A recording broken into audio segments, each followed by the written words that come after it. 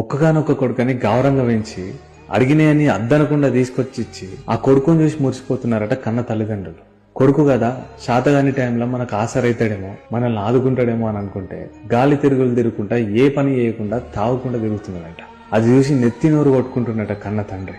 కొడుకని గౌరవంగా పెంచినా కదరా, రేపు పొద్దున కాట్లే కాలుతున్నా గానీ వచ్చి అగ్గిపెట్టే పరిస్థితులు కూడా ఉండేటట్లు లేడీడు అని చెప్పేసి బాధపడుతుంటే పెద్ద కూతురు, ఆ ఇంటి పెద్ద కూతురు తన తమ్ముని దగ్గరకు పోయి ఇట్లా అంటుందట, ఒక్కగానొక్క తమ్ముని అని చెప్పేసి నేను ఇప్పటికి ఒక మాట కూడా అనలేనురా, నువ్వు ఇట్లా గాలి తిరుగులు తిరుగుతున్నావు, నీకు నేను ఒకటే ఒక మాట చెప్పాలనుకుంటున్నా, ఇది నీకు చెప్పాలని చెప్తలేనురా, చెప్తేనన్నా నా గుండెల్లో కొంచెం బరువన్న తగ్గుతుందేమో అని చెప్తున్నారా అని చెప్పి ఒక మాట అన్నాదంట.